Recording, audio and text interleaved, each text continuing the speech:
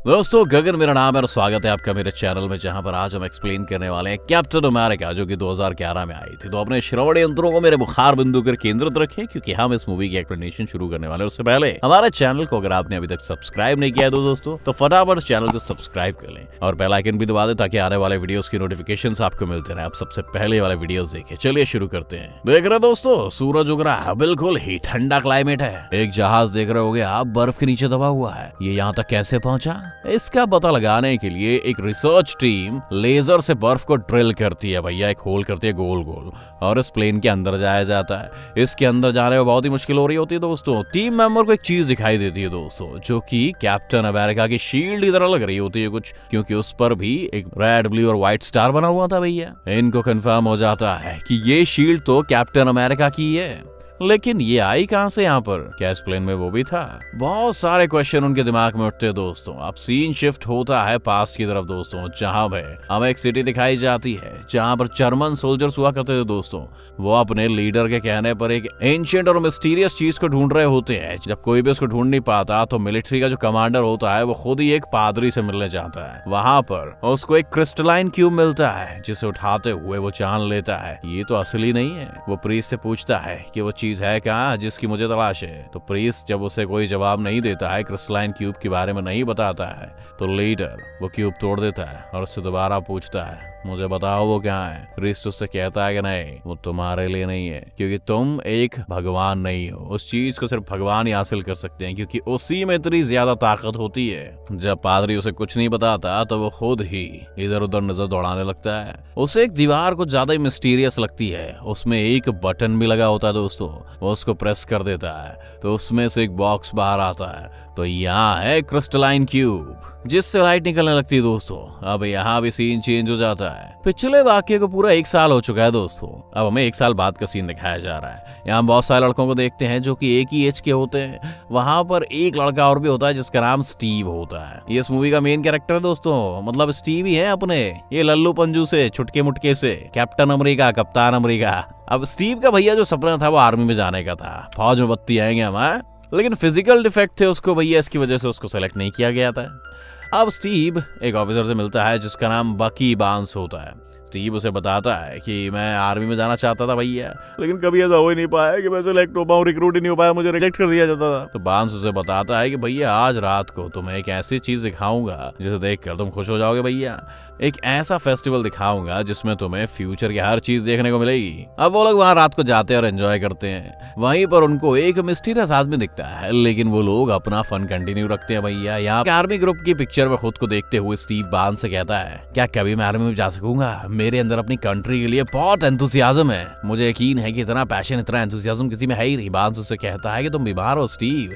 अब इनकी बातें वहां पे एक चश्मे वाला डॉक्टर सुन लेता है। फिर उसी वक्त स्टीव को पता चलता है कि फ्यूचर के लिए आर्मी सिलेक्शन हो रहा है, और फौरन जाकर वो वहां पर फॉर्म जमा कराता है। लेकिन वहां पर जो आदमी होता है वो उसे रिजेक्ट कर देता है कि तुम्हारे फॉर्म से पता चला है कि तुम बार बार रिजेक्ट हुए हो, जरूर कोई ना कोई वजह होगी। लेकिन तभी वहां पर एक डॉक्टर आते हैं जिन्होंने उनकी बातें सुनी थी। तो डॉक्टर एक साइंटिस्ट भी थे दोस्तों। वो स्टीव का इंटरव्यू लेते और उसके फॉर्म पर 1A लिखते हैं, यानी कि फर्स्ट एवेंजर कैप्टन अमेरिका। इसके बारे में स्टीव खुद भी गेस नहीं कर पाता भैया। अब सीन शिफ्ट होता है एक आर्मी यूनिट में, जहाँ के कमांडर को दिखाया जाता है, एक मेल कमांडर और एक गर्ल एजेंट, पैगी कार्टर उसका नाम होता है। वहां के कमांडर साइंटिस्ट से पूछते हैं कि आप जानते हैं आर्मी को बहुत सारे ऑपरेशन और टास्क दिए जाते हैं, मैं कैसे मान लूं कि स्टीव बढ़िया सिलेक्शन है? तो साइंटिस्ट यानी कि भाई सेम डॉक्टर वहां पर एक बॉम्ब फेंकते हैं, जिसको देख के सब लोग अपनी जान बचाने के लिए भागने लग जाते हैं, जबकि स्टीव उसी बॉम्ब के ऊपर लेट जाता है ताकि वो अपनी जान पर खेल कर भागे, सबको बचा ले।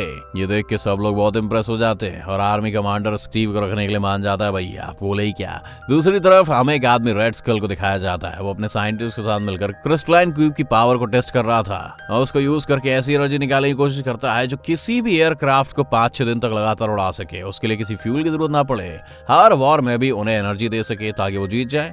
आखिरकार कई दिन की मेहनत के बाद वो एक स्कल का साइंटिस्ट वो मशीन बना ही लेता है जो क्रिस्टलाइन क्यूब से एनर्जी लेगा और वो फिर उसे एक वेपन की तरह यूज करेगा। उधर दूसरी तरफ पैगी कार्टर नाम की जो लड़की होती है ना, वो स्टीव को एक सिटी में लेकर जाती है, उसी सिटी में जहां से स्टीव आया था, क्योंकि यहाँ पर एक बहुत ही मार्वलस मशीन थी उसी डॉक्टर की।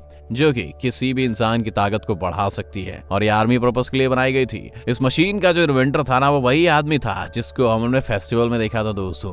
जब इसमें यूज होने वाला लिक्विड डॉक्टर यानी उसी साइंटिस्ट ने बनाया था, तो उनका भी नाम इसके क्रिएटर्स में आ गया और इसके मेंटेनेंस का भी ख्याल वही रखा करते थे दोस्तों। अब इसी मशीन में भेजने के लिए स्टीव को यहाँ पर लाया गया था। अब स्टीव को इस मशीन में भेजा जाता है और उसे ऑन करके उसके मीटर्स को हाई लेवल पर सेट किया जाता है। मशीन हिलने लग जाती है, वाइब्रेट करने लग जाती है, उससे वीटा रेज बाहर आने लग जाती हैं दोस्तों। अंदर से स्टीव बहुत चिल्ला रहा होता है जैसे कि उसकी एनर्जी को बर्दाश्त नहीं कर पा रहा हो, जबकि अभी मशीन सिर्फ 70% रेज ही निकाल पाई थी। मशीन में से स्पार्कलिंग होने लग जाती है और स्टीव की चीखें और ज्यादा बढ़ जाती हैं। उस मशीन को रोकने का फैसला लिया जाता है भैया, लेकिन स्टीव कहता है कि नहीं मत रोको, मेरे पास करेज है, मैं इसको बर्दाश्त कर लूंगा। फिर वीटा रेस को भैया 100% पर बढ़ा दिया जाता है। अब वॉल्यूम ऑफ रेस को 100% तक बढ़ा दिया जाता है और अब जब मशीन खुलती है तो सब स्टीव को देख के हैरान रह जाते हैं, क्योंकि उसकी बॉडी बनी हुई होती है भैया, बहुत ही मस्कुलर और बहुत ही पावरफुल हो जाता है। तभी वहां पर एक स्पाई आता है और डॉक्टर को गोली मार के वो सीरम ले जाता है, जिससे स्टीव भी स्ट्रॉन्ग हुआ था, यानी वही फ्लूइड जो उस मशीन में यूज होता है। डॉक्टर काफी जख्मी हो जाता है। स्टीव उनके पास आता है और कहता है कि मैं आपको मरने नहीं दूंगा और मैं इस सीरम को भी वापस लेकर आऊंगा। और स्टीव उस जासूस के पीछे भागने लग जाता है, लेकिन वो स्पाई एक गाड़ी में जा रहा होता है और काफी ज्यादा स्पीड से स्टीव, जो कि अब फाइनली कैप्टन अमेरिका बन चुका था दोस्तों, उसका तेज से पीछा करने लग जाता है। वो अपनी गाड़ी को अलग अलग गलियों में से निकालने की कोशिश करता है ताकि वो बच जाए, लेकिन कैप्टन अमेरिका भी कुछ कम नहीं था दोस्तों। कैप्टन अमेरिका भी जंप लगाकर उसके पीछे जाता है, लेकिन वो स्पाई पानी में चला जाता है और अपनी मोटरशिप में वहां से भागने लगता है, लेकिन कैप्टन अमेरिका उसे पकड़ ही लेता है। लेकिन तब तक उसने सल्फास खा लिया था, जिसकी वजह से वो बच नहीं पाता, तुरंत ही मर जाता है। स्टीव जब वापस जाता है तो उसे पता चलता है कि डॉक्टर की डेथ हो चुकी है, और क्योंकि सीरम तो चला ही गया था जिसे उस स्पाई ने चोरी कर लिया था और नष्ट कर दिया था, तो यूएस मिलिट्री अब और सुपर सोल्जर्स को नहीं बना सकती है। तो ये फैसला लेते हैं कि स्टीव ही अब कैप्टन अमेरिका बनेगा भैया और सब सोल्जर्स को लीड करेगा, क्योंकि यही एक था जो कि सब सोल्जर से ज्यादा स्ट्रॉन्ग था। अब एक दिन एक मीटिंग में कैप्टन अमेरिका को ये पता चलता है कि उसका दोस्त यानी बकी बार्न्स रेड स्कल की कस्टडी में है, क्योंकि उसने रेड स्कल और उसकी टीम के खिलाफ एक कैंपेन चलाई थी जिसमें वो खुद भी बेचारा पकड़ा गया। कैप्टन अमेरिका तैयारियां करने लगता है कि वो अपने दोस्त बकी बार्न्स और उसके साथियों को बचाने जाएगा। जैसे ही वो उस जगह पर एंटर होता है तो वहां फायरिंग शुरू हो जाती है दोस्तों, लेकिन जैसे तैसे करके कैप्टन अमेरिका वहां जाने के लिए मैनेज कर ही लेता है। अंदर जाकर वो देखता है कि बकी को एक स्ट्रेचर के साथ बांधा गया है। वो काफी घबराया हुआ होता है और वो शायद अपने सेंसेस भी खो चुका था, लेकिन कैप्टन अमेरिका जैसे ही उसे रिलीज करता है तो बार्न्स कैप्टन अमेरिका को देख के उसकी बातें खिल जाती हैं। कैप्टन अमेरिका उससे कहता है तुम ठीक तो हो ना? बार्न्स उसकी बॉडी पर हाथ लगा के कहता है कि अबे तुम तो यार बड़े स्ट्रॉन्ग बन गए, मस्कुलर बन गए, बहुत ही ज्यादा एक्साइटेड लग रहे हो। वो दोनों एक दूसरे को देख के बहुत खुश होते हैं और वो जैसे ही वहां से निकलने लगते हैं वहां पर ब्लास्ट हो जाता है। सब टाइमर्स चलने लगते हैं और बाहर लोगों में और टैंक्स में भी फायरिंग हो रही होती है दोस्तों।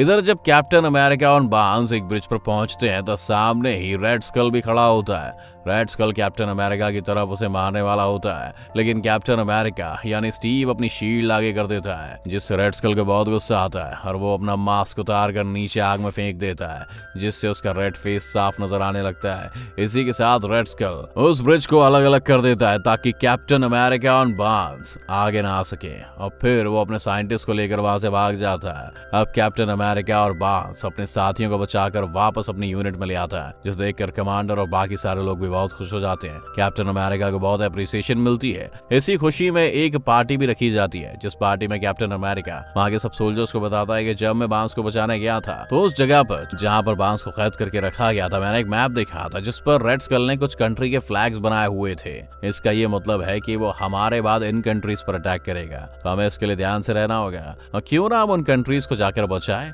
इससे हमारी इज्जत बढ़ेगी और लोग हम पर विश्वास करने लगेंगे। इससे बड़ी बात और क्या हो सकती है। कैप्टन अमेरिका के साथ ही तैयार हो जाते हैं काम करने के लिए, अपने हथियार भी रेडी करने लग जाते हैं। वहां पर कैप्टन अमेरिका को एक नई शील्ड दी जाती है। अब कैप्टन अमेरिका अपने साथियों को लेकर अब एक ट्रेन की तरफ पहुंचता है जिसमें उस रेड स्कल वाला साइंटिस्ट भी था। वो लोग उसे पकड़ने यहाँ पर आए थे। कैप्टन अमेरिका अपनी पूरी टीम को उस ट्रेन के अंदर भेज देता है। उसके सारे साथी वहीं पर होते हैं और यहीं पर ही एक रस्सी की मदद से बांस उस ट्रेन पर चढ़ रहा होता है। तो ट्रेन एक खतरनाक जगह से गुजर रही होती है और बांस नीचे गिर जाता है। अब रेड स्कल का साइंटिस्ट इनके कब्जे में होता है। कमांडर जब उससे पूछताछ करने लगता है तो उन्हें पता चलता है कि वाकई रेड स्कल ने उन कंट्रीज की तबाही करने का सोच रखा है जिसका डेटा उनके कैंप में भी है। तो कैप्टन अमेरिका देरी ना करते हुए अपने साथियों से कहता है कि हम वहां पर बाइक्स पर जाएंगे और वो जंगलों से होते हुए सुनसान इलाकों से होते हुए बाइक्स पर उन्हें मजे से उनके बेस पर जाने लगता है। बहुत एफर्ट्स के बाद कैप्टन अमेरिका और उसके साथी उस बेस तक पहुंच जाते हैं जहां पर रेड स्कल को इनके आने की खबर पहले से हो चुकी थी। उसने अपना प्लेन रेडी कर लिया होता है और वहां से निकलने वाला होता है, लेकिन कैप्टन अमेरिका उसको ऐसे कैसे जाने दे सकता था। तो वो भी एक गाड़ी लेता है और अपने साथियों के साथ उसका पीछा करना शुरू कर देता है। उस कार में वो कमांडर और पैकी कार्टर भी होते हैं। कैप्टन अमेरिका इतनी तेज गाड़ी चलाता है कि उस प्लेन तक पहुंच ही जाता है। कैप्टन अमेरिका चुपके से उसके प्लेन के अंदर जाता है, उसे ढूंढने लगता है, लेकिन तभी रेड स्कल पीछे से आकर उस पर वार कर देता है। उसके हाथ में एक लेजर गन भी होती है जिससे उसे शूट करने लगता है, लेकिन कैप्टन अमेरिका इस चीज को लेकर बहुत ही ज्यादा अटेंटिव था। वो अपनी शील्ड से उस लेजर के बाहर को रोकता रहता है। अभी रेड स्कल आगे आता है और उसे टांगों से पकड़कर नीचे गिराता है। कैप्टन अमेरिका भी ऐसा ही करता है। वो एक दूसरे को मार रहे होते हैं। रेड स्कल भी कुछ कम नहीं था और वो भी दोनों इक्वली अटैक कर रहा था। कैप्टन अमेरिका उसे उठाकर उसकी मशीनरी पर फेंक देता है जिससे जहाज का सारा ही सिस्टम खराब होने लगता है और वो नीचे की तरफ जाने लगता है। अब रेड स्कल कैप्टन अमेरिका को धकेलते हुए यानी उसे पुश करते हुए रेंगता हुआ कंट्रोलिंग सिस्टम तक जाता है और वहां पर ऑटो पायलट का बटन दबा देता है और जहाज फिर से उड़ने लगता है। फिर से कैप्टन अमेरिका की तरफ अपनी लेजर गन के साथ आता है और उससे कहता है कि तुम्हारी हिम्मत कैसे हुई, लेकिन कैप्टन अमेरिका गुलाटियां मारते हुए अपनी शील्ड उठाते हुए अपनी जान बचा लेता है। लेकिन इसी दौरान वो कॉस्मिक क्यूब भी हिल जाता है और नीचे गिरने वाला होता है कि तभी रेड स्कल उसे उठा लेता है, लेकिन उसमें इतनी ज्यादा एनर्जी थी कि वहां पर स्पार्कलिंग होने लग जाती है जो कि रेड स्कल की बॉडी के अंदर चले जाते हैं। फिर हम देखते हैं कि रेड स्कल इसी के साथ ही गायब हो जाता है। शायद उसकी एनर्जी को वाकई बर्दाश्त नहीं कर सका था और कॉस्मिक क्यूब जब प्लेन के नीचे गिरता है तो वहां की रॉड्स को पिघलाता हुआ प्लेन से नीचे गिर जाता है। अब कैप्टन अमेरिका वहां के कंट्रोलिंग सिस्टम पर आता है जहां पर उसे पता चलता है कि रेड स्कल इसी प्लेन के जरिए ही बाकी कंट्रीज पर अटैक करने वाला था, क्योंकि उसमें बॉम्ब भी पड़े हुए थे और मिसाइल्स भी थी।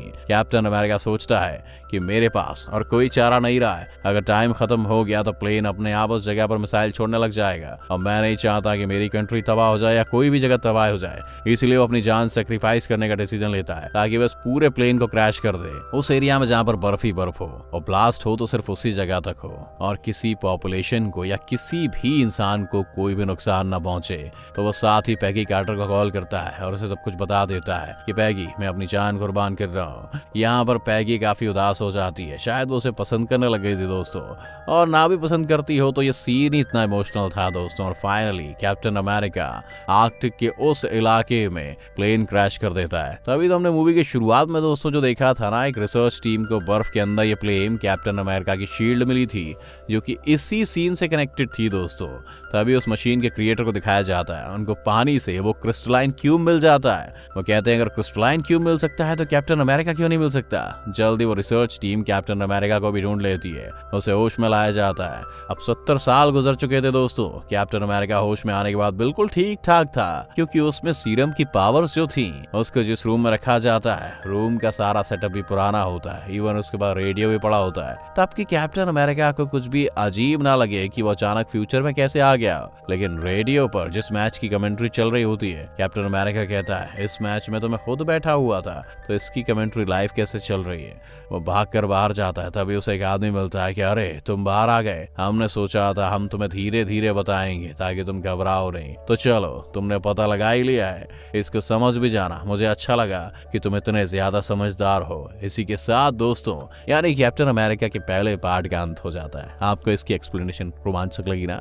अगर लगी हो तो हमारे वीडियो को जरूर लाइक कर दें, अगर नहीं लगी तो ईमानदारी से डिसलाइक कर दें। हमारे चैनल को सब्सक्राइब जरूर करें दोस्तों, अगर आपको लगता है कि हम अच्छे वीडियोस बनाते हैं तो।